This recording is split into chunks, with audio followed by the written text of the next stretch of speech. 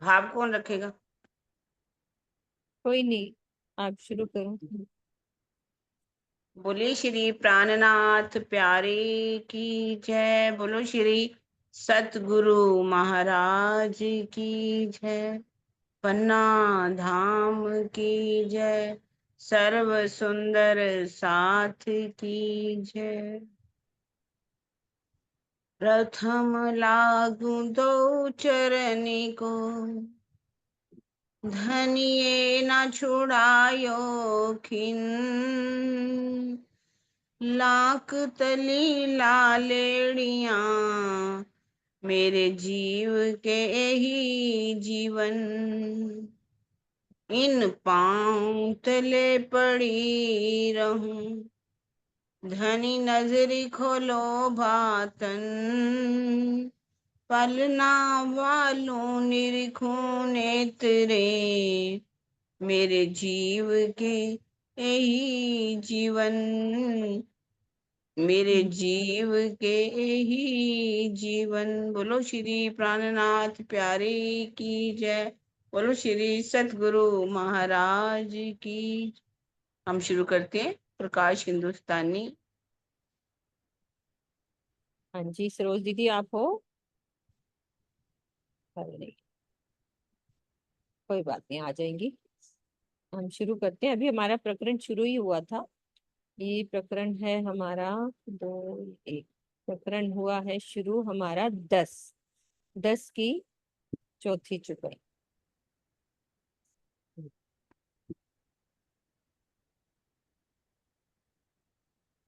अब जो कछुए हम में होसी मूल अंकुर, जो नींद उड़ाए तुम निद दई, सो क्यों ए ना छोड़ू पिया नूर। तो ये प्रकरण हमारा क्या भाव का था? विनती। रा- हाँ, विनती है ना, कि समाज सुंदर साध की ओर से प्रतिनिधि के रूप में इंद्रावती जी की आत्मा व्यक्त कर रही। आवाज ठीक आ रही है ना दीदी? बहुत बढ़िया। हे धामधनी, अब यदि मेरे अंदर परम धाम का कुछ भी अंकुर होगा, तो आपने मेरी माया की नींद उड़ाकर तारतम ज्ञान की जो अखंड निधि दी है, उसे मैं किसी भी प्रकार से नहीं छोड़ सकती, क्योंकि तारतम ज्ञान आपके हृदय का बहता हुआ रस है। तो यहाँ अंकुर का भी अभिप्राय जो है वो संबंध से है। तो इस चौपाई में बात दृढ़ता पूर्वक कही गई है कि जिसके अंदर परमधाम की आत्मा होगी, वो तारतम वाणी से कदापि अलग नहीं होगी। पहले तो हम न पहचाने सो सालत है मन, चर्चा कर कर समझाए कहे विद विद के वचन। हमारे मन में इस बात की बड़ी पीड़ा है कि जब आप श्री देवचंद्र जी के धाम हृदय में विराजमान होकर लीला कर रहे थे, उस समय आपने अनेक प्रकार से अनमोल वचनों की चर्चा करके हमें समझाया, किंतु हम आपकी पहचान नहीं कर सके। चाल, हमने ये पढ़ा था मेरे ख्याल। ऐसे अनेक वचन कहे हमको, जिन एक वचने पहचाने तुमको। तुम दई पहचान विद विद कर, पर निरोध बैठा हृदय पकड़। आपने हमें जागृत करने के लिए अलौकिक ज्ञान के इतने अनमोल वचन कहे कि यदि हम उनमें से किसी एक भी वचन को आत्मसात कर लेते, तो आपकी पहचान करने में समर्थ हो जाते। ज्ञान के साथ साथ आपने आड़ी का लीला के द्वारा भी अपनी पहचान दी, किंतु माया के प्रभाव से हमारे हृदय में नकारात्मक भावना थी, जिसके कारण हम आपकी पहचान नहीं कर सके। तो इस चुपई के प्रथम चरण में कथित अनेक वचनों का आशय उन भविष्य के कथनों से भी है, जो श्री देवचंद्र जी एकांत में श्री महाराज जी को बताया करते थे। ज्ञान की बातों को बुद्धिवाद का विषय बताकर पहचान न होने का बहाना बनाया जा सकता है, किंतु श्री राजी के आवेश से प्रत्यक्ष रूप से दृष्टिगोचर होने वाली ब्रज रास की लीलाओं तथा यमुना जी को देखकर भी यदि देवचंद्र जी के अलौकिक स्वरूप की पहचान नहीं हुई, तो इसमें माया की नींद में हंसी होना प्रमुख कारण माना जा सकता। भाई हम ये थोड़ी ना कह सकते हैं, जब वो लीलाएं दिखा रहे हैं तो देवचंद्र जी के अंदर साक्षात राज्य महाराज बैठे हुए हैं ना, आवेश स्वरूप से। वो दिखाते ही थे, कभी यमुना जी की, कभी लहराती हुई यमुना जी दिखाना, और फिर उसमें झीलना भी करते थे सुंदर सा। तो वो ये वाली बात कह रहे हैं। और एकांत में श्री महाराज जी को बातें भी बताते थे। तब हंसकर आजू आन के कया, पर तिन समय हम कछु ए न लया। तब तारतम कहे दिखाया घर, हम तो भी न सके पहचान कर। इसके पश्चात हमें जागृत करने के लिए सदगुरु महाराज ने कभी हंसते हुए तो कभी आंखों में आंसू भरकर, अर्थात गहरे अपनेपन की भावना से अति भाव विहल होकर समझाया। किंतु माया के प्रभाव में होने के कारण हमने उनकी बातों को थोड़ा सा भी अंश ग्रहण नहीं किया। तब सदगुरु रूप में विराजमान धाम धनी ने तारतम ज्ञान से अखंड परम धाम की भी पहचान कराई। तो भी हमें ये पहचान नहीं हो सकी कि हमारी जागृति के लिए इतना प्रयास करने वाला कौन है।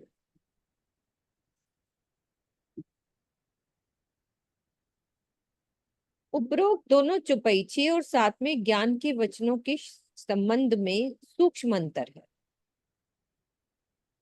चौपाई 6 में ज्ञान के अनेक वचनों, हाँ जी शीतल दीदी अच्छे से सुनना, इसको क्लियर करना है। जैसे कबीर, नरसिंह मेहता एवं जाटी भाषा के बोध कारक वचनों से श्री महाराज जी को जागृत करने का प्रयास का वर्णन है। इसके साथ ही भविष्य की बातों का भी समावेश है। किंतु चौपाई 7 में तारतम ज्ञान के अमृतमय वचनों से उन्हें परम धाम का बोध कराकर जागृत करने का के प्रयास का वर्णन। क्लियर करो शीतल दीदी, दो तरह की बातें कही हैं।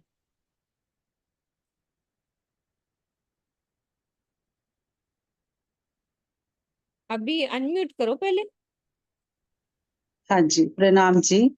इसमें कहा गया कि श्री मामती जी कहते हैं कि जब धनी तेज चंद्र जी हमारे सतगुरु मेरे सामने प्रत्यक्ष रूप में बैठे थे, तब उन्होंने मुझे कई तरह के उदाहरण दिए। जैसे अभी कबीर जी की अभी बात की है, जाटी भाषा की भी बात करी है, नरसिंह मेहता के भी, ऐसे उदाहरण दे देकर मुझे समझाने का भी प्रयत्न किया। और मुझे अकेले में बैठकर मुझे मेरी पहचान भी करवाई, परम धाम की भी सारी बातें करवाई, बताई। और उसके बाद परम धाम के 25 पक्षों में भी घुमाने, ब्रजराज की लीला भी, सब कुछ उन्होंने मुझे अपने तरीके से बताया, पर मैं उनकी पहचान नहीं कर पाया। दोनों चौपाइयों में अंतर ये है कि पहले उन्होंने दुनिया के उदाहरण देकर, जैसे कबीर जी, नरसिंह मेहता, जाटी भाषा, और वैसे ही उदाहरण दे देकर मुझे समझाने का प्रयत्न किया। फिर साक्षात परम धाम के दर्शन भी करवा दिए, तब भी मैं उनको पहचान नहीं पाया, उनके अंदर कौन बैठा है, क्या कौन विराजमान है, मैं उनकी पहचान नहीं कर पाई। बस ये बात है इन दोनों में। जी। हाँ जी, बिल्कुल हो गया। तब हम में से अदृष्ट भय कोई कोई वचन हृदय में रहे, जो या समय खबर ना लेते तुम, तो मोहजल अति दुख पावते हम। तदंतर प्रीतम ने श्री देवचंद्र जी के उस पंचभौतिक तन का परित्याग कर दिया। उनके धाम गमन के पश्चात उनके कहे हुए कुछ कुछ वचन मेरे हृदय में अवश्य चुभते रहे। यह तो निश्चित है कि इस विकट समय में यदि आप हमारी सुधि नहीं लेते, अर्थात मेरे यानी इंद्रावती जी के धाम हृदय में विराजमान होकर परम धाम की तारतम वाणी का प्रकाश नहीं करते, तो इस मायावी संसार में हमें बहुत ही दुखी होना पड़ता। यदि श्रवण किया हुआ ज्ञान विस्मृत यानी भूल जाता है तो वह निष्फल हो जाता है। यदि हम कोई भी बात सुनते हैं और उसको भूल ही जाते हैं तो वो हमारे लिए सुनना भी बेकार है। इसी प्रकार ग्रंथ में निहित ज्ञान भी स्वाध्याय के अभाव में निरर्थक होता है। मान लो ये वाणी है, आ गई, हम इसमें खाली रुमाल चढ़ा लें, है ना, उस पे भोग लगाएं और ये सब करें और उसका स्वाध्याय नहीं करें, तो ये ज्ञान भी निरर्थक है। किंतु ग्रंथ के ज्ञान में इतनी विशिष्टता अवश्य होती है कि उसका कभी भी स्वाध्याय करके आत्मसात किया जा सकता है। इसके विपरीत श्रवण ज्ञान तत्क्षण ग्रहण किए जाने पर ही लाभदायक होता है। श्रवण ज्ञान तत्क्षण, हाँ जी। इसके विपरीत श्रवण ज्ञान यानी सुना हुआ ज्ञान ये कहा गया ना कि हम तत्क्षण सुन के जो ज्ञान प्राप्त करते हैं वो थोड़ी देर के लिए हमें याद रहता है। करना पड़ेगा, है ना। वो मान लो कोई बात हम सुन रहे हैं, अभी जैसे मैं ये बात बोल रही हूँ, और यदि हमारा ध्यान इधर उधर गया, है ना, कोई लेटे हुए हैं कुछ है, तो वो कोई ज्ञान सुनने वाला नहीं होता ना। सुन के तत्क्षण तत्क्षण यानी एकदम से ग्रहण किए जाने पर ही लाभदायक होता है। यदि सुना ही नहीं तो हम कई बार बात नहीं करते शीतल दीदी, चर्चा थी बहुत अच्छी थी, बस हाँ, यही बस बहुत अच्छी थी, पर क्या था वो भूल जाते हैं बीच वाली बात। वो भूल जाएगा। और यदि जो ये ज्ञान है उसका भी जैसे हम स्वाध्याय कर रहे हैं, यदि वो ना करें तो भी निरर्थक है। यही बात थी। हाँ, इसमें यही कहा गया ना कि धनी देवचंद्र जी के मुख से सिर्फ हमने श्रवण किया, तो हाँ। जो उनके अंदर ज्ञान था, जो उनके अंदर सब कुछ भरा हुआ था, जो इल्म था, चाहे परम धाम के पक्ष थे, वो हमने सिर्फ सुना। और सुनने वाली जो भी ज्ञान होता है वो थोड़ी देर के लिए होता है। और हम्म। जब वाणी उतरी है, अब वाणी को भी जब तक हम अच्छे से नहीं मंथन करेंगे तो वाणी भी निरर्थक है। लेकिन वाणी का जो लिखित रूप में एक ज्ञान आ जाता है, उसका ये फायदा हो जाता है कि हम कभी भी उसका स्वाध्याय करें, हम उस ज्ञान को दोबारा ग्रहण कर सकते हैं। पर हम्म। श्रवण किया हुआ ज्ञान हमें उस क्षण के लिए याद रहता है, कुछ पल के लिए याद रहता है, कुछ समय के लिए याद रहता है। इसीलिए तो सारा एकदम फिर अंधकार हो गया, सब सो गए, सब जागृत जो 313 सुंदर साथ जागे थे वो सब आत्माएं सो गई। यही कारण था ना कि तब लिखित रूप में था, नहीं था ना। बिल्कुल। आज से लगभग 200 वर्ष पूर्व ध्वनि को संग्रहित करने के लिए कोई भी संसाधन नहीं थे, है ना, कुछ रिकॉर्डिंग तो होते नहीं थे। यही कारण है कि देवचंद्र जी के मुखारबिंद से बिज रास और परम धाम की सुनी हुई चर्चा भी निष्फल हो गई, है ना। वो भूल ही जाती है ना, सुनी सही हुई बात। बात भी भूल जाती है। जो थोड़ी बहुत ज्ञान की स्मृति थी वो भी आड़िका लीला के आकर्षण में बह गई। मतलब एक होता है ना अट्रैक्शन, अरे वो ब्रिज लीला देखी हमने, बहती गंगा देखी, है ना, यमुना जी देखी, और ब्रिज और रास की लीलाएं करते थे, तो वो आकर्षण में बह गई आड़िका लीला में। यदि श्री देवचंद्र जी के तन से भी तारतम वाणी का अवतरण हुआ होता तो संभवतः उसका चिंतन मनन करके सुंदर सा जागने की राह पर चल सकता। वही आपकी वाली बात। श्री जी के अंतर ध्यान के लगभग 30 वर्ष पश्चात और वर्तमान समय से लगभग 50 वर्ष पूर्व के समयांतराल को यदि देखा जाए तो तारतम वाणी के न्यूनतम प्रकाशन एवं चिंतन मनन के अभाव में जागनी कार्य बहुत ही धीमी गति से चला है। बिल्कुल। इतना कुछ होने के बावजूद यूं जान के आए हम माहे, आए बैठे प्रगटे तुम जाहे, जो आपन पहले ब्रिज में हते, नित प्रत्यय पियासो प्रेमे खेलते। हे धनी, आप इस बात को अच्छी तरह से जानते थे कि यदि आप माया में हमारी सुधि नहीं लेंगे तो हमें बहुत दुख देखना पड़ेगा। यही कारण है कि मेरे धाम हृदय में आप वैसे ही विराजमान हो गए जैसे आप श्री देवचंद्र जी के अंदर विराजमान हुए थे। ब्रिज मंडल में भी हम सभी आपके साथ नित्य ही प्रेममयी लीलाएं किया करते थे। फिर क्या कह रहे हैं आगे, अनेक खेल किए आपन, पूरन मनोरथ सब किए तिन, 11 बरस लो लीला करी, काल माया इत ही पर हरि। हम सब ने आपके साथ अनेक प्रकार की प्रेममयी क्रीड़ाएं की और आपने हमारी संपूर्ण इच्छाओं को पूर्ण भी किया। इस प्रकार लीला करते हुए जब 11 वर्ष व्यतीत हो गए तो हमने काल माया के इस ब्रह्मांड का त्याग कर दिया। पूरी वही ब्रिज की लीला बता रहे, अब रास की बताएंगे। जोग माया कर रास जो खेले, कई सुख साथ लिए पीऊ भेले, करी अंतराय देने को याद, हम दुख मांग्या पीऊ पे आद। इसके पश्चात हम कहाँ गए थे? योग माया के ब्रह्मांड में। कहाँ पे लीला हुई? केवल ब्रह्म की भूमिका में आनंद योग माया में महाराज की लीला की, और फिर आपके साथ अनेक प्रकार की प्रेममयी लीलाओं का सुख लिया। किंतु रास के मध्यांतर में, मतलब बीच में, आपने हमें विरह का कष्ट इस बात को याद दिलाने के लिए दिया कि हमने आपसे परम धाम में दुख का खेल देखने की इच्छा प्रकट की थी। मतलब बीच में हिला दिया रास खेलते खेलते कि इनको मैं याद दिलाऊं कि तुम यहाँ पे ही मगन हो गए हो, अभी ये कोई ये परम धाम नहीं है। फिर विरह का वो दुख दिया और याद दिलाया।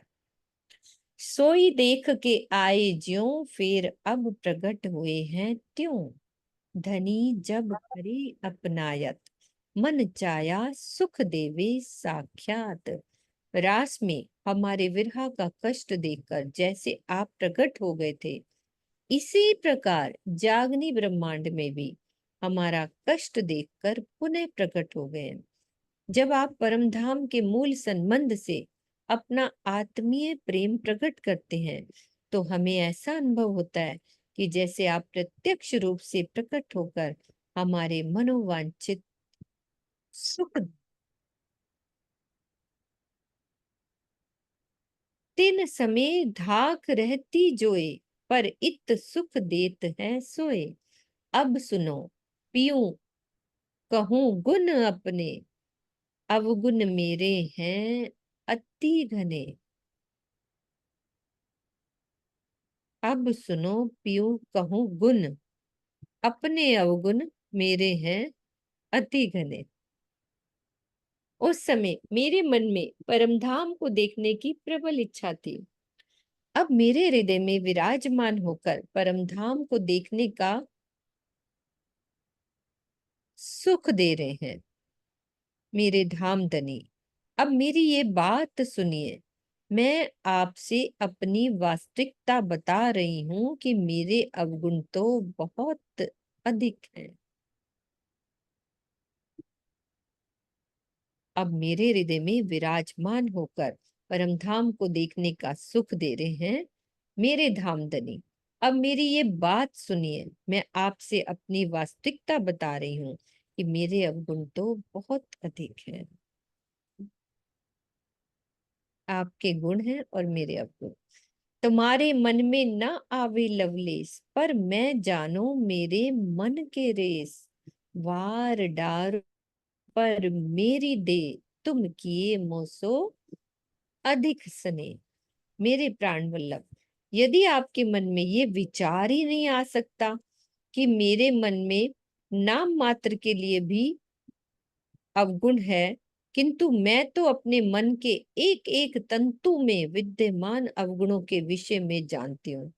आपने मुझसे इतना अधिक प्रेम किया है कि मेरे मन में ये बात गूंजती रहती है कि मैं आपके ऊपर अपने तन को पूर्ण रूप से न्योछावर करती हूँ।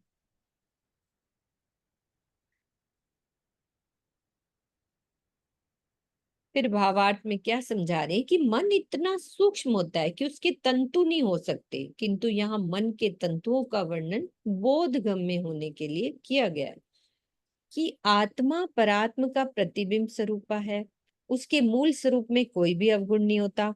किंतु जिस प्रकार सत्य रज और तम के बंधन में होने से जीव विकारों से ग्रसित रहता है, उसी प्रकार आत्मा जीव के ऊपर विराजमान होकर जीव भाव से ग्रस्त हो जाती है। तो जीव के द्वारा जो अवगुण होते हैं वो आत्मा के साथ भी जुड़ जाते हैं। तो यही बात उपरोक्त चौपाई में दर्शाई गई है।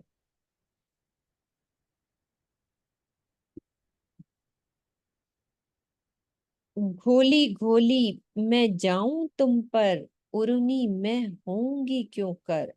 उर्नी होना तो मैं कया, माया लेस हृदय में रया। मैं आपके ऊपर बार बार न्यौछावर होती हूँ। मेरी समझ में ही नहीं आ रहा कि मैं आपके प्रेम का ऋण कैसे चुकता करूं। मैं आपसे ऋण रहित हो जाने की बात इसलिए कह रही हूँ क्योंकि अभी भी मेरे हृदय में माया का कुछ अंश विद्यमान है। तो ऋण लेने या उसे पूर्ण रूप से चुकता करने का प्रसंग इस मायावी जगत में ही होता है। स्वलीला अद्वैत परम धाम में इसकी कल्पना भी नहीं की जा सकती। तो यही कारण है कि इस चौपाई में इस बात का संकेत किया गया है कि माया के प्रभाव से ग्रसित होने के कारण अपने मुख से ऋण मुक्त होने की बात कही जा रही है। प्रेमाग्नि में जब स्वयं का अस्तित्व ही नहीं रहेगा तो ऋण को पूरा कौन करेगा। परायेपन की भावना में ही तो ऋण को पूरा करने की बात सोची जा सकती। इसको क्लियर करो, क्या भाव हमारे लिए ये कहा जा रहा है। कि करूं हाँ, करो करो कि सुनीता जब जी। हम जीव भाव में होते हैं ना, तब हम ऋण चुकाने की बात करते हैं कि मैं कैसे अपने ऋण चुकाऊं, कैसे मैं अवगुणों को दूर करूं, कैसे मैं अपने विकारों को हटाऊं, जब जीव भाव में होते हैं। लेकिन जब आत्म भाव में आकर हम स्पर्श हो जाते हैं, तब वो ऋण ही खत्म हो जाते हैं। तब ऋण चुकाने की बात ही नहीं रह जाती, क्योंकि तब वो प्रेम की इतनी प्रगाढ़ स्थिति हो जाती है, इतनी प्रकाष्ठा हो जाती है, तब वो ऋण की तो बात ही नहीं रहती ना। ऋण तो चुकाने होते हैं इस जीव में, क्योंकि जीव के अंदर विकार होते हैं। जब आत्म पर आत्म में मिल जाती है, राज्य से स्पर्श हो जाती है, तब ऋणों की बात ही नहीं रहती, वो कर्ज होते ही नहीं है तब। यही है भाव। हाँ जी, प्रणाम जी। क्लियर है। चांदी जी खोलो, आप कुछ कहना चाह रहे हैं, आप भी खोलो। प्रणाम चित्र। जी। प्रणाम जी सुंदर साथ जी। मुझे इसमें ना बहुत सुंदर बात लगी है। ये कहते हैं ऋण तो उसका चुकाया जाता है जिससे थोड़ी सी दिल की दूरी होती है, थोड़ी सी इसमें सम्मान होता है। जैसे माता पिता का ऋण चुकाया जाता है, भाई हाँ। बहनों का ऋण चुकाया जाता है, लेकिन अपने पति का ऋण नहीं चुकाया जाता। अरे मेरा अधिकार है। ऋण हम्म। कैसा, जहाँ तो बराबरी की बात हो जाती है ना। प्रेम जब हो गया तो प्रेम में तो मैं और तुम अलग रहे ही नहीं ना। जब मैं और तुम एक हो गए तो क्या होता है, अपन, मैं दुनिया की बात ही करती हूँ, अगर हम फैमिली में रहते हैं तो जो पति का है वो मेरा है। फिर हम ये थोड़ी ना कहते कि ये तुम्हारा था, ये मैंने था, मैंने उधार लिया था, मैंने दे दिया। नहीं, वहां नहीं होता। क्योंकि प्रेम में ना दो की स्थिति नहीं होती ना, वहां तो एक हो जाते हैं। जब एक हो गए तो सब कुछ ही एक हो गया। तो फिर ऋण कैसा। तो हम्म। कहते हैं जब मैं माया में थी तभी मैंने ये कहा कि ऋण चुकाऊं। ऋण चुकाने की बात तो तभी हुई ना कि जब मेरे ऊपर थोड़ी सी माया भारी हो गई, कि मैंने कहा अरे मैंने तो, आपने इतना किया, मैंने क्या किया आपके लिए, मैं तो आपका ऋण नहीं चुका सकती। जब मैं प्रेम में आ गई, परम धाम वाली बात आ गई, तो वहां तो मैं और तुम एक हो गए। फिर कौन किसका ऋण चुकाएगा। ऋण की तो बात ही नहीं होगी। प्रेम में ऋण नहीं होता, प्रेम में तो एक हो जाया जाता है। अब हम तुम एक हो गए तो फिर कौन किसका ऋण चुकाएगा। बिल्कुल चित्रा, आप कुछ कह रहे हो तो करो। प्रणाम जी सब सुंदर साथ जी को। यही जो चांद आंटी ने बोला ना, यही भाव आ रहा था मुझे भी कि वहां स्वलीला अद्वैत है। तो स्वलीला अद्वैत है ही, सिर्फ एक राज्य का ही ऊपर लिखा ना, उन्हीं का ही अंग। तो फिर उसमें ऋण वाली बात ही नहीं आती, दो की बात ही नहीं है। बात होती दो की, ऋण में है ना। तो ये वहां सिर्फ है ही स्वलीला अद्वैत। तो आत्म भाव में आती है तो कहती हैं कि मैं आपका कैसे, मतलब ये मैंने इसलिए कह दिया क्योंकि मैं माया अंदर थी मेरे, और वो भाव उनका अलग था। जैसे शीतल आंटी ने एक्सप्लेन कर दिया कि जीव भाव में आती हैं तो ऐसे सोचती हैं, और आत्म भाव को समझती है तो इसलिए कहती है कि स्वलीला द्वैत में ऐसी कोई परायपन की भावना ही नहीं है। तो यही कहना था। प्रणाम जी। अनेक बार मैं लेऊं वारने, तुम अपनी जान गुण किए घने। मैं वार डारूं आत्म अपनी, पर सालत सोई जो करी दुश्मनी। मैंने अनेक बार आपके ऊपर बलि मैं अनेक बार आपके ऊपर बलिहारी होती हूँ। परमधाम के मूल संबंध से आपने मुझे अपनी हृदयेश्वरी मानकर मेरे प्रति अपने हृदय का बहुत अधिक प्रेम लुटाया है। मेरी एकमात्र इच्छा यही है कि मैं अपनी आत्मा को आपके ऊपर पूर्ण रूप से न्यौछावर कर दूं। किंतु मेरे मन की पीड़ा ये है कि मैंने अतीत में आपसे शत्रुता की भावना कर ली थी। तो परम धाम के दर्शन या ज्ञान प्राप्ति के लिए स्वस्थ प्रतिद्वंदिता का होना अच्छा है। शब्द देखो जरा, स्वस्थ प्रतिद्वंदिता क्योंकि इससे महान लक्ष्य को प्राप्त करने की प्रेरणा प्राप्त होती है। इसका रूप विकृत तब हो जाता है जब प्रेरणा स्तोत्र को ही छोटा दिखाने एवं स्वयं को श्रेष्ठ सिद्ध करने की मानसिकता उत्पन्न हो जाती है। इस स्थिति को द्वेष भाव से युक्त अवश्य कहा जा सकता है, लेकिन इंद्रावती जी में ऐसा कुछ भी नहीं था कि जिनके कारण उन्हें द्वेष या शत्रुता का भाव रखने वाला कहा जा सके। भी अपने ऊपर वो ले रही हैं, पर ऐसा कुछ था थोड़ी ना। यद्यपि पतित शिरोमन के प्रकरण में उन्होंने वज्र लेप एवं द्वेषी कहलाने का दोष भी स्वयं अपने मुख से कहा है, तथा उपरोक्त चौपाई में भी शत्रु भाव रखने वाला भी कह दिया, किंतु ऐसा प्रायश्चित की भावना से अधिकता में कहा गया है। प्रेम में सर्वस्व लुटाना होता है, स्वयं या अपने प्रेमास्पद से कुछ पाना या उनके समान बन जाने की भावना सर्वस्व समर्पण या प्रेम की पवित्र चादर पर धूल के कणों को बिखेर दे देती है। मतलब ये वाली भावना बिखेर देती है। अपनी इस भूल को अतिशयोक्ति के रूप में वर्णित करते हुए इंद्रावती जी ने उक्त उद्गार प्रकट किए हैं कि जब उन्होंने कहा था ना कि मुझे आपको जैसे दर्शन होते हैं मुझे क्यों नहीं होते, तो वही बात क्लियर कर ले। क्यों छूटोंगी ए गुने हो नाथ, साची कहूं मेरे धाम के साथ, तुम साथ मिने मोहे देत बड़ाई, पर मैं क्यों छूटोंगी वज्र ले पाई। मेरे प्राणनाथ, मैं अपने इस अपराध बोध से मुक्त कैसे हो पाऊंगी। मैंने इतना भयंकर अपराध किया था, फिर भी आप सब सुंदर साथ मुझे प्रतिष्ठित कर रहे हो, किंतु मैं इस रहस्य को अच्छी तरह से जानती हूँ कि मैंने आपके प्रति ऐसा भयंकर अपराध किया है जिसका कोई भी प्रायश्चित नहीं हो सकता।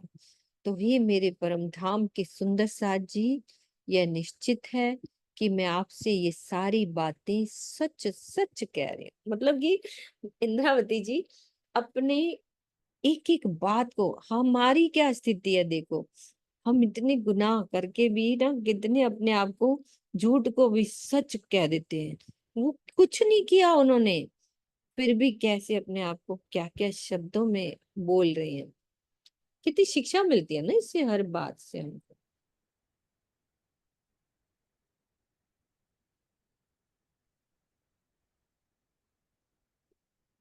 तुम गुण किए मोसो अति घन, पर अलेखे मेरे अवगुण। तुम गुण किए मोसो पहचान कर, मैं अवगुण किए माया चित्त धर।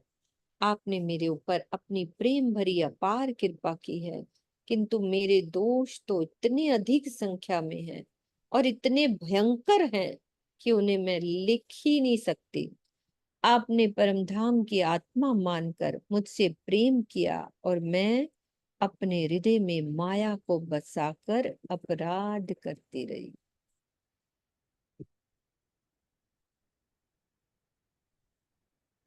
अपराध ना करते, वही बात आ गई मेरे दिल में, आ ही रही थी ये वाली बात कि ना करते हुए भी स्वयं को भयंकर अपराधी मानने के प्रसंग से हमें क्या शिक्षा लेनी चाहिए कि कभी भी अपने दोषों को छिपाना नहीं चाहिए।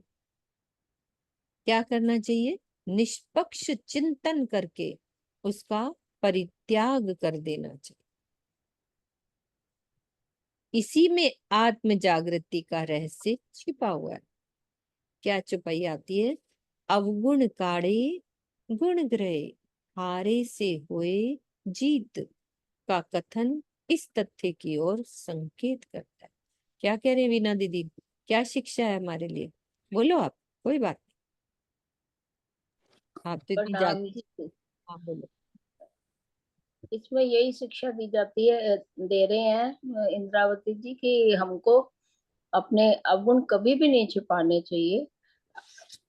उसका आत्म चिंतन करना चाहिए ताकि हम अपने अवगुणों को दूर कर सकें। मतलब हमें बताना ही चाहिए कि ये मेरे में गलती है भाई, इसको मैं ठीक करूं, है ना। हाँ यही वाली बात है ना जान दीदी। चिंता होने वाली बात भी वही आ गई ना। हाँ जी, बिल्कुल। हाँ जी, यही बात। एक जो लाइन इन्होंने कही ना, निष्पक्ष, हाँ। उसको देखना चाहिए। निष्पक्ष, निष्पक्ष का मतलब ये होता है कि कई बार क्या होता है कि हमें अपनी गलती दिखती नहीं है। ये एक ना मानवीय स्वभाव है, जीवों का स्वभाव होता है। हमें हमेशा अपनी गलती नहीं दिखती, दूसरे की गलती दिखती है। पर ना हमारे संस्कृत में भी एक कहावत आती है, एक मतलब सूक्ति बोलते हैं उसमें, आत्मनः प्रतिकूलानि परेशान न समाचरेत। और मेरे फादर भी यही बोला करते थे। वो कहते थे जैसा तुम ये चाहते हो ना कि दूसरा तुम्हारे साथ ना करें, वैसा ही तुम भी किसी के साथ मत करो। तो हमें ऐसे अपने आप को देखना है, खुद को देखना है। कैसे देखना है कि यही चीज अगर ये मेरे साथ करे तो मुझे कैसा लगेगा। अगर बिल्कुल। मुझे लगेगा कि नहीं, हाँ ठीक लगेगा, तो कोई बात नहीं। और अगर मुझे ये लगे नहीं, अगर ये ऐसा करे तो मुझे अच्छा नहीं लगेगा, तो इस तरह से हम अपने गुण देख सकते हैं। वरना ये मानवीय स्वभाव है कि अपनी कमियां नजर नहीं आती। पर जब कोई ज्यादा उसी राह पर, राज्य की राह पर चलने लग जाता है, मैं तो यही कहूंगी, तो उसको फिर अपनी कमी ना खुद नजर आती है। चाहे वो उसको एक्सेप्ट ना करे, लेकिन अंदर से लगता है हाँ ये मेरी गलती थी, मैंने ये की। चाहे उसको एक्सेप्ट करे या ना करे, लेकिन दिखता है। इसी बात को उन्होंने कहा निष्पक्ष होकर, मतलब एक थर्ड पर्सन बन के। मैंने बताया ना कि अपनी खुद नहीं कमी नजर आएगी ना, तो एक थर्ड पर्सन बन के वो देखे कि मेरे में क्या कमी है। ये कमी जब नजर आएगी तो फिर उन अवगुणों को काढ़े, निकाले और गुणों को ग्रहण करे। पहले अवगुण पहचाने कि मेरे अंदर कमियां हैं। जैसे इंद्रावती जी के तो कुछ नहीं थी, फिर भी उन्होंने छोटी सी बात को कितना बड़ा बना लिया। कि उनके अंदर एक ये उन्होंने किया कि अपने ये कह रहे थे कि जब आपको दिखता है तो मुझे क्यों नहीं दिखता। उस बात के लिए भी स्वामी जी ने इतना सुंदर लिखा है। वो कहते हैं कि एक प्रतिद्वंदिता की भावना से होना चाहिए ये, हम्म। स्वच्छ प्रतिद्वंदिता। भाई जैसे इनको दिख रहा है तो मुझे भी दिखना चाहिए, ये नहीं भाई इनको दिख रहा है तो मुझे क्यों नहीं दिख रहा, ये नहीं। ये होना हम्म। चाहिए कि अगर इनको दिख रहा है तो मुझे भी दिख सकता है। हम्म। ये बात होनी चाहिए, स्वच्छ प्रतिद्वंदिता होनी चाहिए। अगर इनको दिख रहा है तो मुझे भी दिख सकता है, मैं भी देख सकती हूँ। पर ये कि इनको दिख रहा है तो मुझे क्यों नहीं दिख रहा, ये तो एक प्रतिद्वंदिता हो गई। हम्म। तो वो एक स्वस्थ प्रतिद्वंदिता तो होनी चाहिए, पर ऐसे नहीं कि मुझे उससे ज्यादा देखना है। वो एक उन्होंने कहा ना कि प्रेरणा स्रोत को ही पीछे छोड़कर उसको छोटा बनाकर खुद आगे बढ़ना।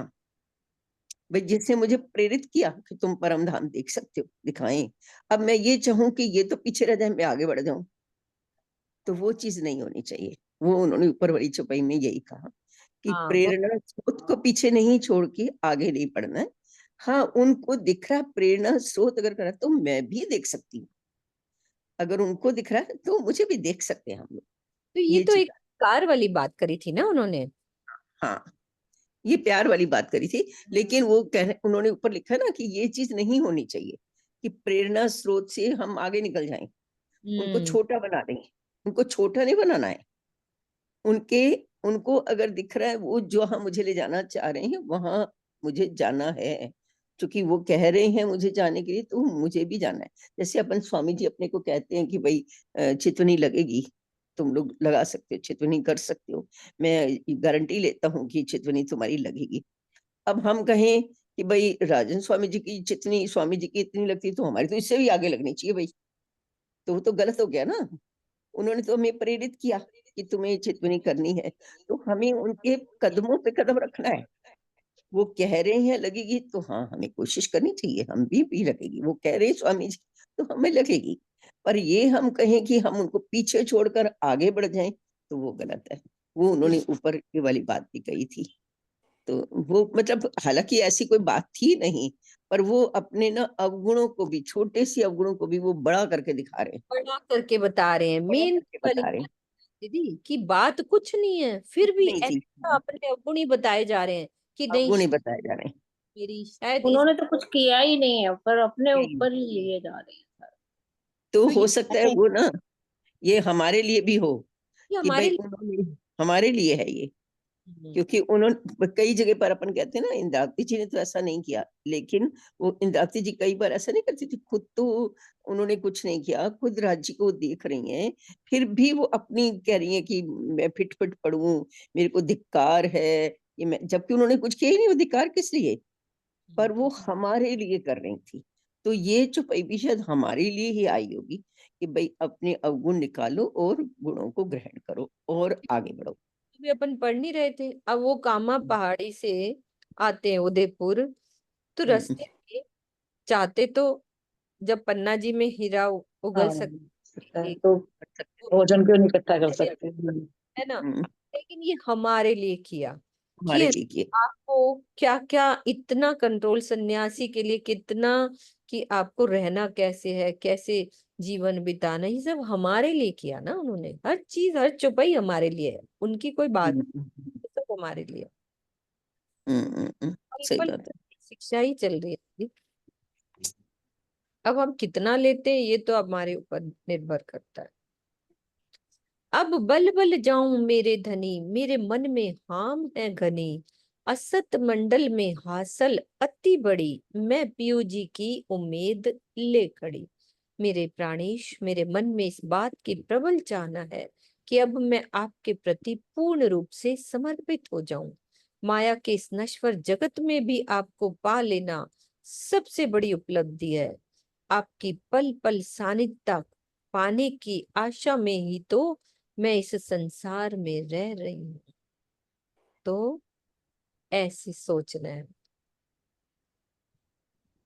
सदगुरु धनी श्री देवचंद्र जी के अंतर ध्यान लीला के पश्चात अपने धाम हृदय में युगल स्वरूप का आभास इस संसार में प्रीतम की पल पल की सानिध्य प्राप्त करना।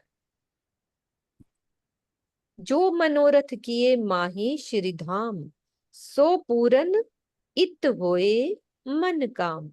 जो विद सारी कही है तुम, सो सब दृढ़ करी चाहिए हम। जो विद सारी कही है तुम, सो सब दृढ़ करी चाहिए हम। परम धाम में हमने आपसे जो जो इच्छाएं व्यक्त की थी, निश्चित है कि हमारे मन की वो सारी इच्छाएं पूरी हो जाएंगी। आपने सद्गुरु धनी श्री देवचंद्र जी के धाम हृदय में विराजमान होकर माया ब्रह्म की जो वास्तविकता दर्शाई है, उसे हम सब सुंदर साथ को दृढ़ता पूर्वक आत्मसात कर लेनी चाहिए। परम धाम में और क्लियर कर रहे हैं ये वाली बात। सखियों के मन में, हम सब सखियों के मन में ये जानने की इच्छा थी कि अक्षर ब्रह्म की मायावी लीला कैसी है।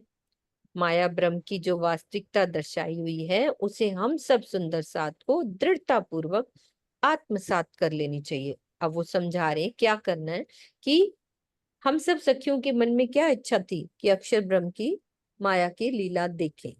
धामधनी ने इस मायावी जगत में लाकर उनकी इस इच्छा को पूर्ण कर दिया, तथा तारतम वाणी का प्रकाश लेकर परमधाम के प्रेम, एकत्व और मूल संबंध की सर्वोच्च अवस्था की भी पहचान करा दी, जो परमधाम में भी नहीं थी। मेन तो यही बात है ना, सो पूरन इत होए मन काम। जो विद सारी कही है तुम, सो सब दृढ़ कर चाहिए हम। दृढ़ता पूर्वक आत्मसात करना है कि कैसे वाणी में हमें बताया परम धाम का प्रेम। इसको क्लियर करो, एकत्व, मूल संबंध की सर्वोच्च अवस्था की पहचान। एक एक सुंदर साथ। किरण दीदी आप करो इस बात को clear।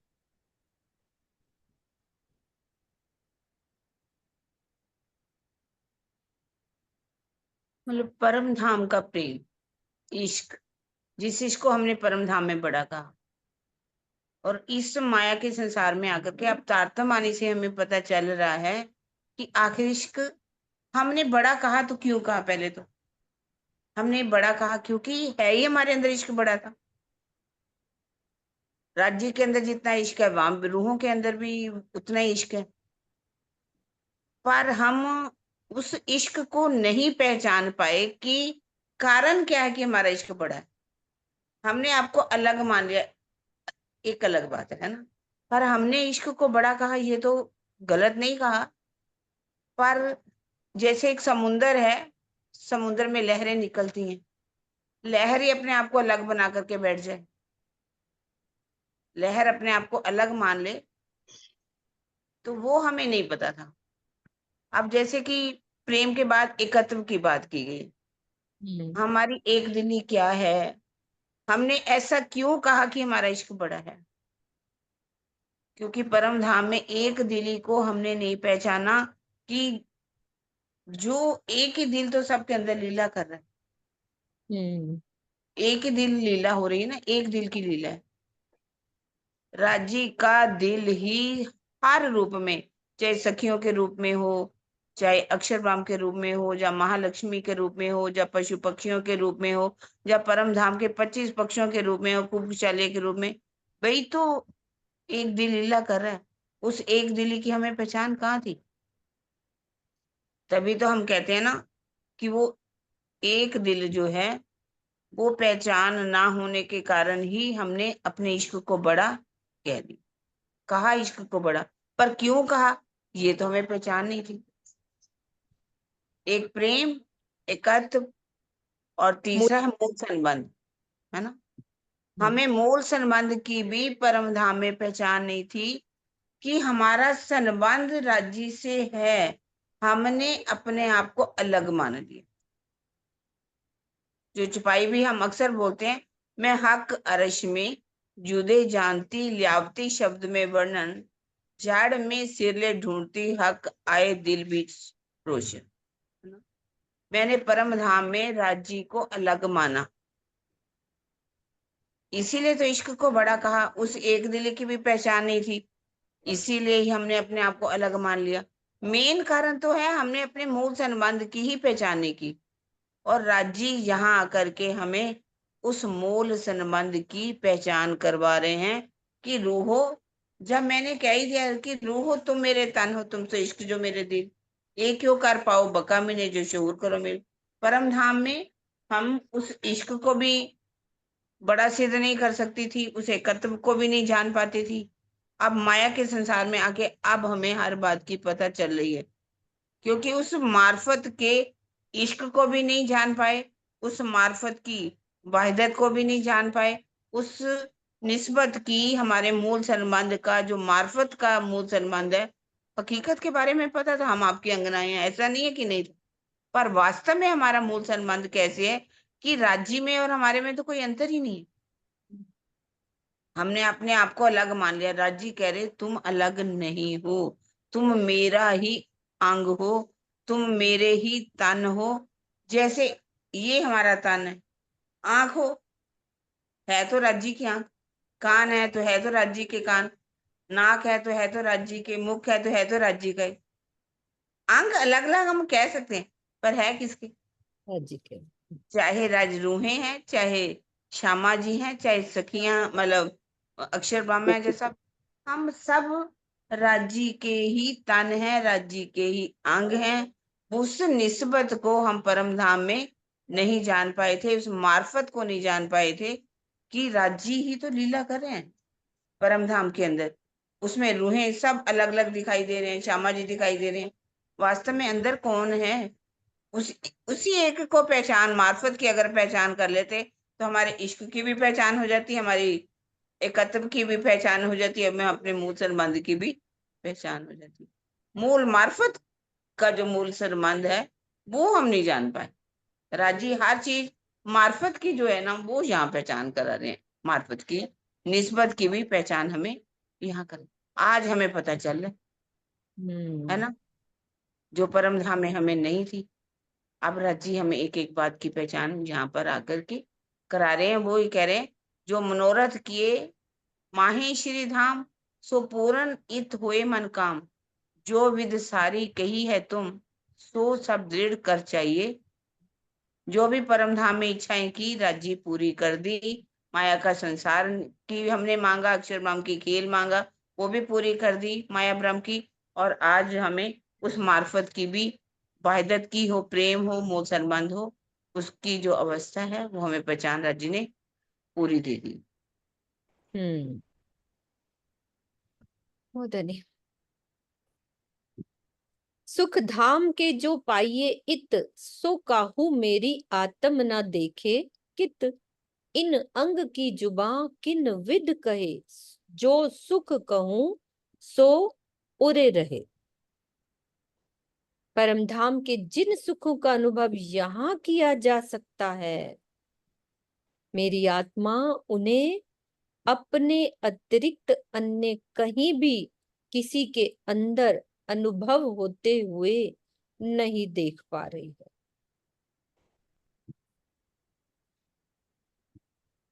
किंतु इस नश्वर तन की जिज्ञा से उसका वर्णन मैं कैसे करूं? मैं जो कुछ भी कहती हूँ तो वो वर्णन इधर यानी बैकुंठ निराकार तक ही रह जाता है। और क्लियर करते हैं। कुछ सुंदर साथ के मन में ये भ्रांति थी कि गादी पर बैठने मात्र से बिहारी जी की आत्मा परमधाम के सुखों यानी युगल स्वरूप और परमधाम के 25 पक्षों की शोभा का दर्शन और वर्णन करने का सामर्थ्य का अनुभव कर रही है।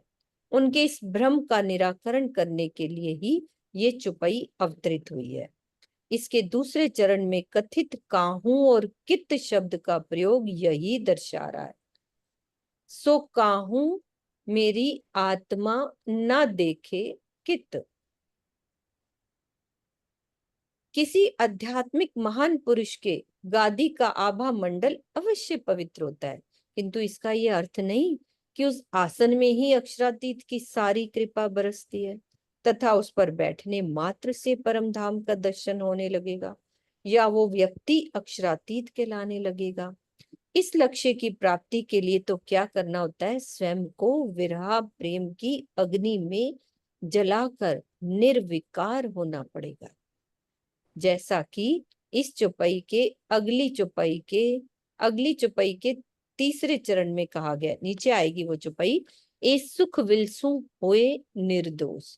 ये विशेष ध्यान देने योग्य तथ्य है कि छठे दिन की लीला में हम सब सुंदर साथ को ये स्वर्णिम अवसर प्राप्त हुआ है कि तारतम के तारतम यानी खिलवत, परिक्रमा, सागर और श्रृंगार को आत्मसात करके तथा विरहा एवं प्रेम में स्वयं को भस्मीभूत करके परमधाम के सभी सुखों का अनुभव प्राप्त कर सकता है।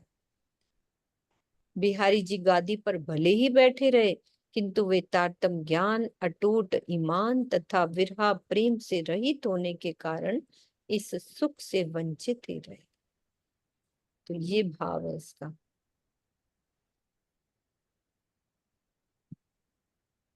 अभी ये नीचे क्लियर होएगा।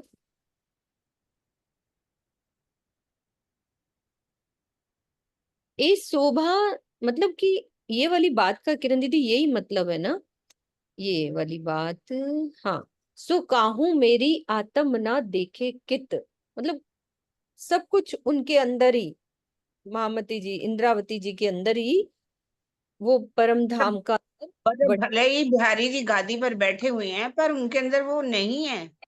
उनके अंदर कोई उनके ऊपर राज्य की कृपा नहीं है, क्योंकि वो कहते हैं जब तक निर्दोष नहीं हो जाओगे, अपने आप को विरह में नहीं पूरी तरह से अपने आप को तड़पाओगे, कैसे आपके अंदर राज्य की मेहर हो सकती है। बिहारी जो सीधी गादी के ऊपर बैठ गए, वो कह रहे कि उनके ऊपर वो भले उनकी गादी पर बैठ कोई भी बैठ जाए, थोड़ी सी आभा का असर होता है पर ज्यादा असर नहीं होता। बिहारी जी गादी पर बैठ गए, अब इन्होंने अपने आप को, इंद्रावती जी की आत्मा ने कितना अपने आप को विरह में तड़पाया, 6 महीने तक कितना विरह किया, तब जाकर के उनके राज्य उनके अंदर आकर के विराजमान हुए, उनको दर्शन होने लगे, उनके अंदर से वाणी का अवतरण हुआ। अब बिहारी जी तो कब से गादी पर बैठे हुए, उनके ऊपर वो थोड़ी मेहर हुई। वो कहते वो नहीं हो सकती मेहर उनके ऊपर, ना देख कहूँ कि इसे में मेरे अंदर। हाँ, सुंदर साथ सोचते हैं कि वो बैठे हुए हैं तो उनको परम धाम के दर्शन हो रहे हैं, उनको हो रहा है। ये सोचने की बात थी, पर वास्तव में राज जी उनके अंदर इंद्रावती जी के धाम में विराजमान। मेरी आत्मा कहीं नहीं देख रही। विरहा प्रेम से ही धनी मिलेंगे। ये अगला चरण लेते हैं। ई शोभा शब्दातीत है घनी, और शब्द में जुबा आपनी। ए सुख विलसू होए निर्दोष, होए फेरा सुफल दया तुम जोश। मेरे धनी, आपकी ये अपार शोभा शब्दों की परिधि से सर्वथा परे है, जबकि मेरी जिह्वा से उस अलौकिक शोभा के वर्णन में निकले हुए शब्द इस नश्वर जगत के हैं। अब तो मुझे पूर्णतया निर्दोष होकर आपकी दया एवं जोश की छत्र छाया में सुखों का उपभोग करना है, तभी इस जागनी ब्रह्मांड में मेरा आना सार्थक हो सकेगा। अब इसमें निर्दोष का क्या तात्पर्य है कि सभी मानसिक विकारों, है ना, अब निर्दोष ऐसे होना है। कौन से? काम, क्रोध, लोभ, मोह, अहंकार तथा ईर्ष्या। आज भी स्वामी जी की जो दोपहर की चर्चा थी, तो वो कैसे भस्म होंगे? विरह की अग्नि में। चौपाई भी है ना दीदी, ये वाली, तो विरह बिना ना जले हुए नहीं दिल पाक। है ना, यही चौपाई बोल रहे थे। विकार सारे अंग के, काम क्रोध दिमाग, सो विरह बिना ना जले हुए नहीं दिल पाक। दिमाग बोला है ना दीदी, बुद्धि, बुद्धि बोला है ना, अहंकार। हाँ, विकार सारे काम क्रोध दिमाग। दिमाग, दिमाग, ग है ना, ग, दिमाग। क क क अच्छा, यही दिमाग, ये वाला ही ना, नहीं, दिमाग, उसका क्या काम क्रोध है। दिमाग का बाकी क्या? भी सारे जितने ईर्ष्या द्वेष सब की बात की गई है ना। ओके, का तो ये अवस्था तारतम वाणी के प्रकाश में अटूट विश्वास के साथ प्रेम में डूबने पर ही प्राप्त होती है। हाँ जी, एक चुपई और ले लेते हैं। इतने मनोरथ होए पूरन, तब जानो दया हुई अति घन। फेर फेर दया को तो कया गना, जो कर न सकी कछु बस आप अपना। परम धाम या आपके दर्शन आदि की जो इच्छाएं सुंदर साथ के मन में है, यदि वे पूर्ण हो जाती हैं, तभी कहा जा सकता है कि आपकी सुंदर साथ पर बहुत अधिक प्रेममयी कृपा है। अब वो सुंदर साथ की तरफ से कह रहे हैं, मैं आपसे बारंबार बहुत अधिक प्रेम भरी कृपा की बात इसीलिए कर रही हूँ क्योंकि आपकी मेरे ऊपर कृपा की कमी थी, तभी मैं स्वयं को आपके प्रति पूर्ण रूप से समर्पित ना कर सकी, वश में ना कर सकी, अर्थात माया की ओर दृष्टिपात करती रही। उपरोक्त चौपाई में श्री इंद्रावती जी के द्वारा अपने प्राणेश्वर से सुंदर साथ के लिए परोक्ष रूप में ये प्रार्थना की गई है कि उनके ऊपर इस प्रेम भरी कृपा की कमी नहीं करना। ये देखो कितनी बड़ी हमेशा वकालत करिए ना, हमेशा। तो विनती, ऊपर ये हमारा हेडिंग ही यही था, विनती, है ना, प्रार्थना करती इंद्रावती जी हमारे लिए, अन्यथा वो मेरी तरह माया में वैसे ही भटक जाएंगी जैसे मैं आपको प्रत्यक्ष पाकर भी पूर्ण लाभ न ले सकी। इस समय जब आपने अपने चरण कमल मेरे धाम हृदय में रख ही दिए हैं, तो आपकी प्रेम भरी कृपा दृष्टि से सबको लाभान्वित कीजिए, है ना। पूरा हो गया प्रकरण, मुझे लगता है यहाँ पे। एक सेकंड में देखती हूँ, सरोज दीदी कुछ कह रही है। हाँ जी, प्रणाम दीदी। 3 चौपाई और है, ले लो, पूरा ही कर दो पक्का। ले ले। हाँ, तो पूरा हो जाएगा ना। अब मनसा वाचा कर्म ना कर, क्यों ए ना छोड़ू अखंड घर। नैनो निरखूं करी निर्मल चित्त, हृदय राखूं पिया प्रेमे हित। मेरे प्राणेश्वर, अब मैं मन वाणी और कर्म से किसी भी रूप में अपने अखंड मूल घर परम धाम को नहीं छोड़ूंगी। ये हम सब सुंदर साथ बोले, है ना, बोलते ही है ना। अपने हृदय को निर्मल करके अपने आत्म चक्षुओं से जी भर कर आपका दर्शन करूंगी और अत्यधिक प्रेम के साथ आपको अपने हृदय मंदिर में बसाऊंगी। तो मन, वाणी और कर्म से परम धाम को ना छोड़ने का क्या आशय है कि केवल परम धाम और युगल स्वरूप का ही चिंतन मनन करना। मुख से केवल उसी संबंध में बातें करना तथा आत्मिक दृष्टि को उसमें जोड़े रखना। और हमारा कितना टाइम इधर उधर की बातों में किरण दीदी वेस्ट हो जाता है ना, है ना। मतलब ये पढ़ के ऐसे लगता है हाय क्यों ही ये सब बातें होती हैं, मतलब सिर्फ राज्य की ही बात हो, राज्य की, परम धाम की, तो हमारी हरदम सुरता वहीं लगी रहे।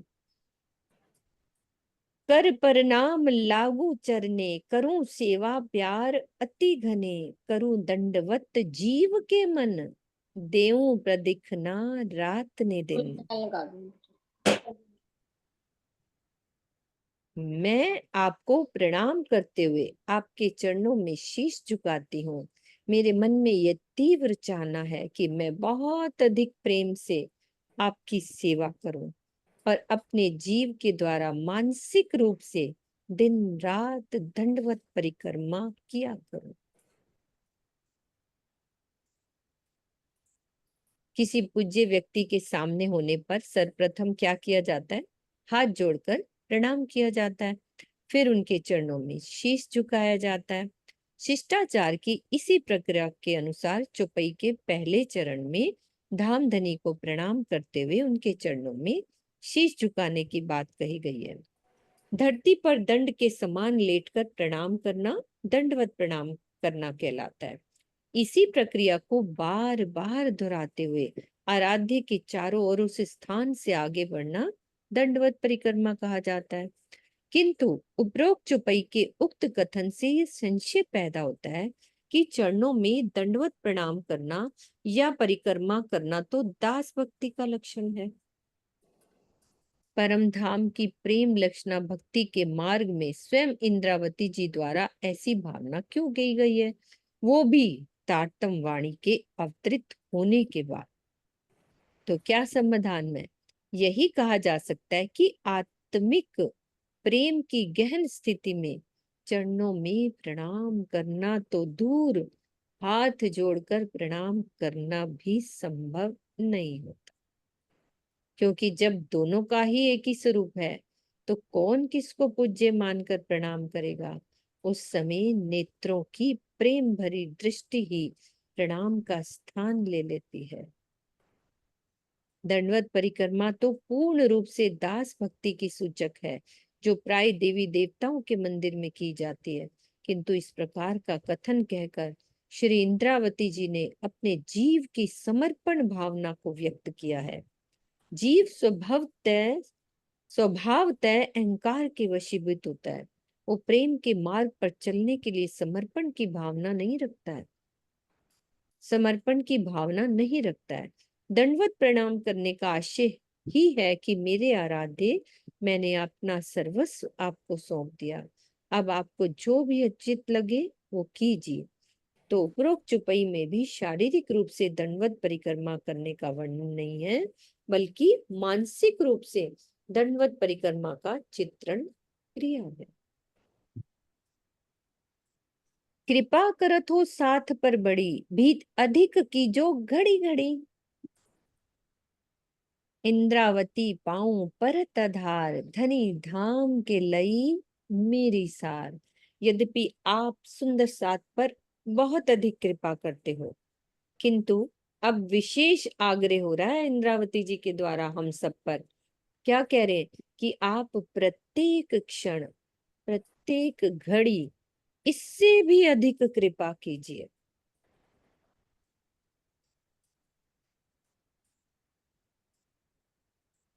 कोई करेगा ऐसा हमारे लिए?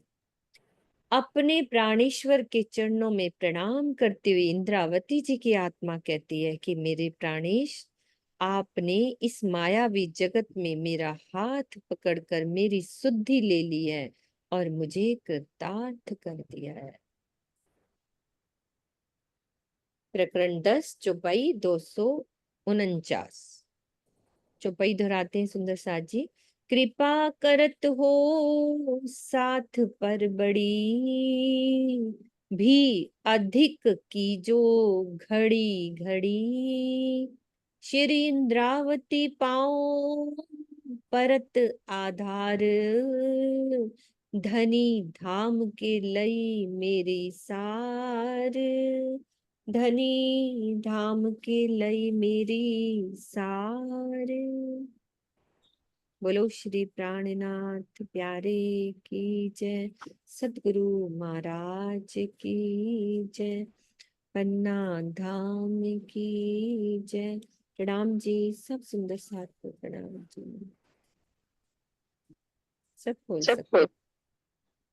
नाम जी।